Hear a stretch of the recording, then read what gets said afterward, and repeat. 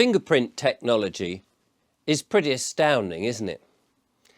Fingerprints, of course, are unique to that individual, or as pretty unique, I imagine, although it strikes me that with the millions and billions of people that there must be very many similarities. But we're told they are unique. And fingerprints, of course, have been found on artifacts dug up by archaeologists from many millennia ago, and must tell those archaeologists something about the originator of those wonderful finds. Because fingerprints have been used in the criminal world in which to detect people who have created or committed a crime. And we've seen that in the police service, in forensic technology. And I think it was the late Victorian period that this started to become useful, in which to pinpoint who may or may not have been involved in a crime as they were detected in crime scenes. I was astonished, however, when my girlfriend, the lovely Julia, said to me that her son went to a school in which it was totally cashless. And so when he was buying his tuck, as I used to call it when I was at school, or sweets and chocolates and things at break time, or school dinners, he would pay in a cashless way. It meant that no children could be bullied and have their dinner money squandered or taken away from them and things like that, which on the face of it sounds very useful and convenient in many ways. But I assumed that he would be paying this on some plastic card, which I thought would probably be easily stolen or lost, knowing what children are like.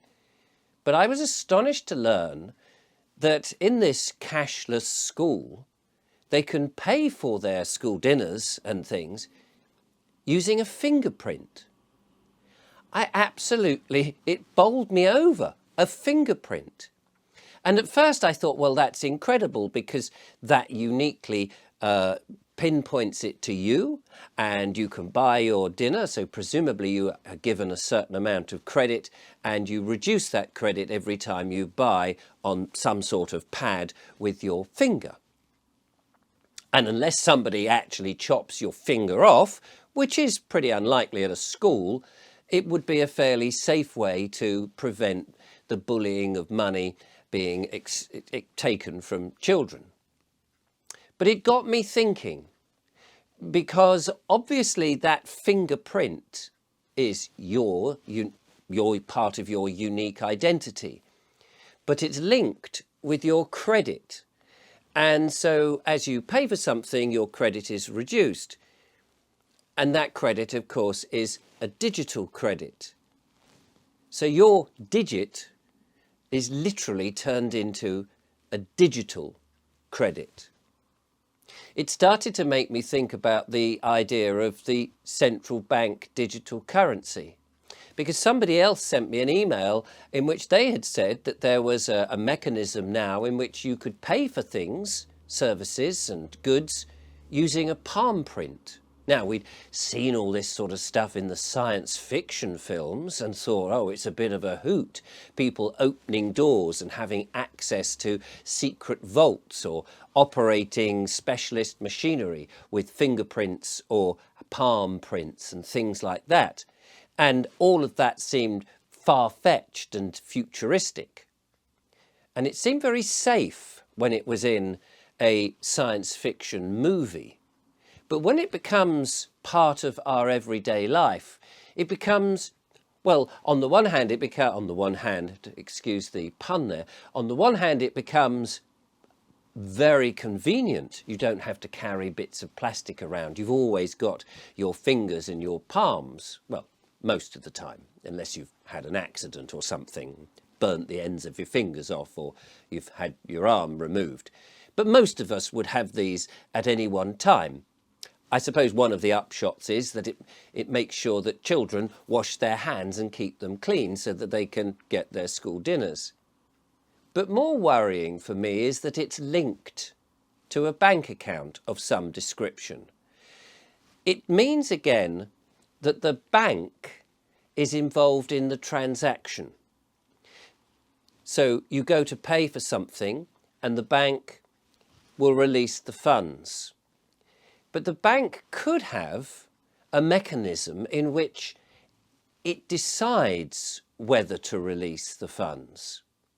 You see, when you had money, the old-fashioned money, and you may think that I'm being a bit of a dinosaur here, but the old-fashioned use of money, the notes were basically a promissory. They promised to pay, and it had the words, I promise to pay. It was the debt. So somebody might cook you a meal, for example, or repair your car, or make you a chair.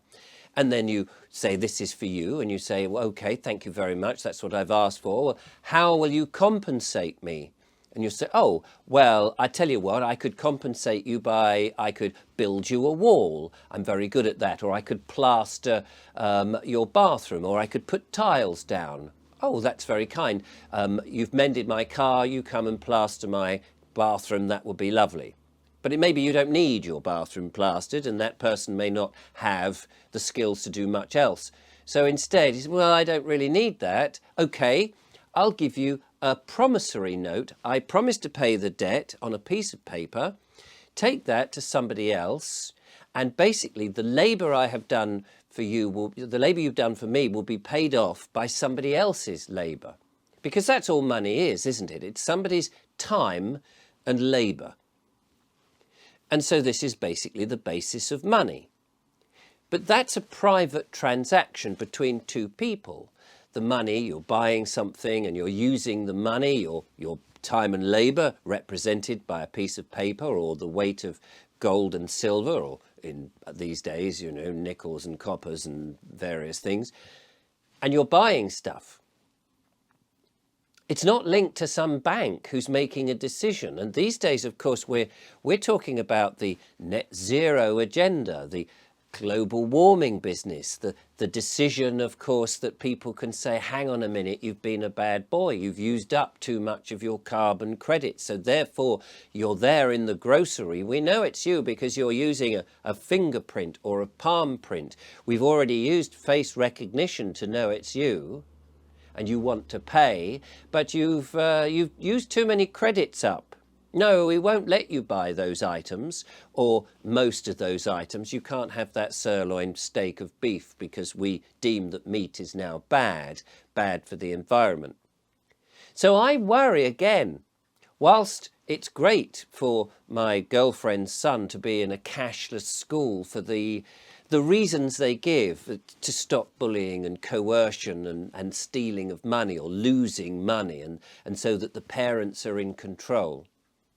I wonder what it also teaches children about what money is worth, what it's about. If you don't have it, if you're not there counting out the cash that you have in your pocket. You see, when I was at school and you went to the tuck shop and you could afford a Mars bar or a Milky Way or some sherbet lemons or whatever it was, or to the sweet shop, you had the money, you saw how much you had and you worked out how much you could get. You got an idea for what money or what the money represented was worth.